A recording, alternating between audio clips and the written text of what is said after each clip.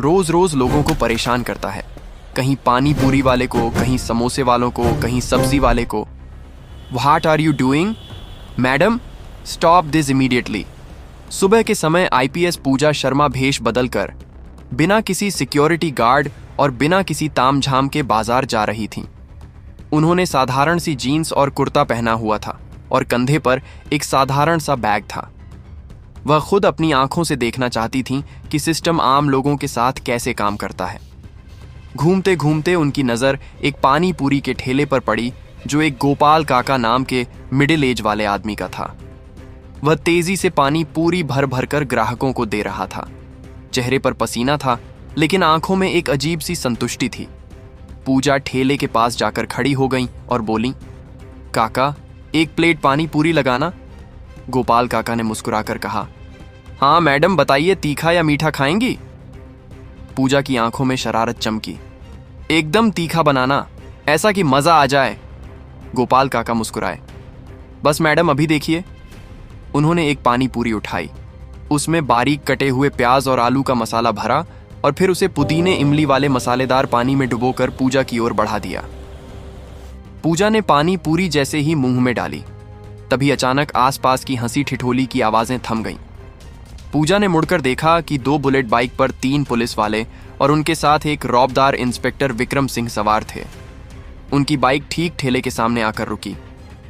Inspector Vikram Singh अपनी मूंछों पर ताव देते हुए बाइक से उतरे और गोपाल काका को घूरते हुए कड़क आवाज में बोले, ए गोपाल काका, तेरा ठेला आज फिर यहां लग गया। कितनी बार बोला है कि सड़क पर धंधा नहीं करना है, लेकिन तू तो सुधरने का नाम ही नहीं ले रहा है। गोपाल काका का खिला हुआ चेहरा पल भर में मुरझा गया। उन्होंने घबराकर अपने दोनों हाथ जोड़ लिए। गरीब आदमी हूं साहब, बच्चों को पालना है, थोड़ा साइड में ही लगाया है, किसी को तकलीफ नहीं हो रही। इंस्पेक्टर विक्रम सिंह जोर से हंसा। तकलीफ नहीं हो रही?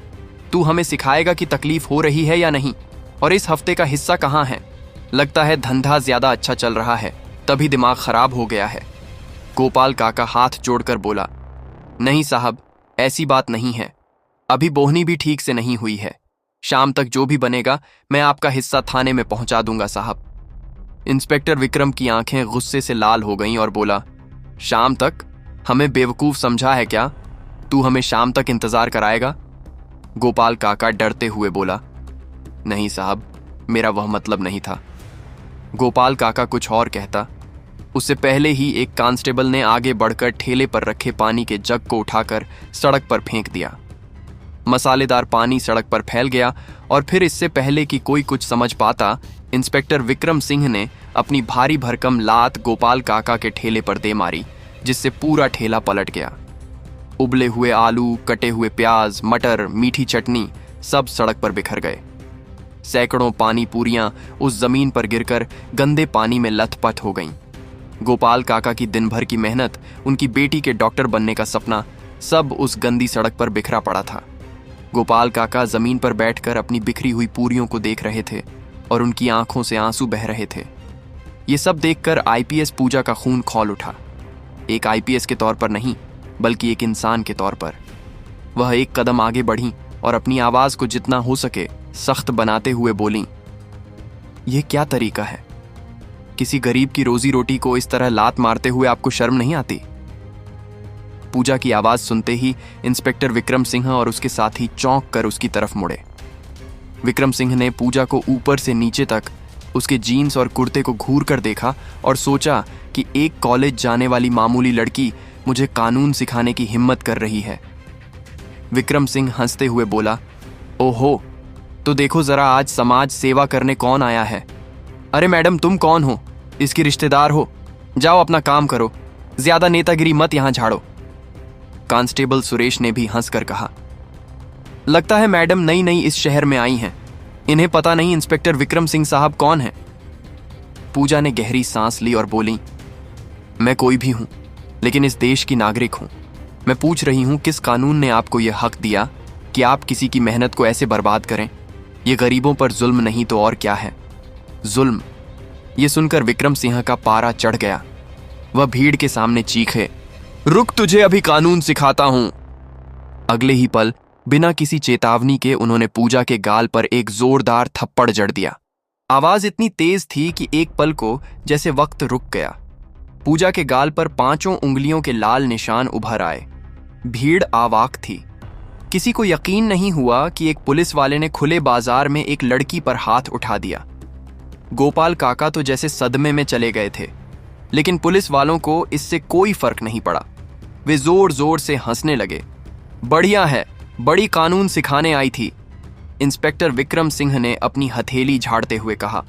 अब पता चला पुलिस से जुबान लगाने का नतीजा। पूजा ने अपना गाल सहलाया। दर्द से ज्यादा उसे बेइज्जती महसूस हो रही थी, लेकिन उसके अंदर का गुस्सा अब आग बन चुका था। तभी एक सिपाही ने उसकी कलाई पकड़ ली। साहब ले चलें इसे थाने। विक्रम सिंह गरजे, हाँ ले चलो, वहीं इसकी सारी अकड़ निकाल दूंगा। भीड़ अब भी चुप थी। किसी की हिम्मत नहीं थी इंस्पेक्टर के खिलाफ आवाज उठाने की। हर आंख में पुलिस का डर साफ दिख रहा था। पूजा को एहसास हुआ कि अब स्थिति गंभीर है।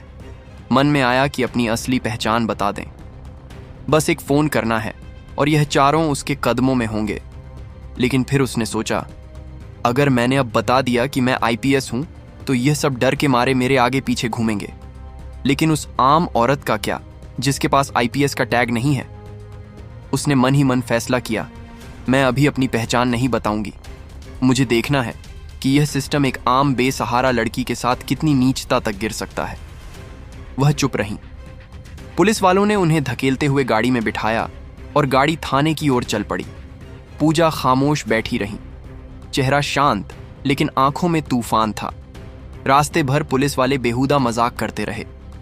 अरे ये लड़की तो बहुत तेज निकली, लगता है कॉलेज में पढ़ती है। अरे नहीं रे, कॉलेज की होती तो ऐसे रोड पर भिखारियों की तरह पानी पूरी खाती। जरूर किसी के साथ भाग कर आई होगी। हाँ हाँ, थाने चलने दे, सारी हेकड़ी निकाल देंगे। पूजा ने सब सुना, लेकिन एक शब्द नहीं बोली। हर चेहरे को, हर नाम को अपने जहन में कैद कर रही थी। थाना पहुंचते ही उन्हें लगभग घसीट कर उतारा गया।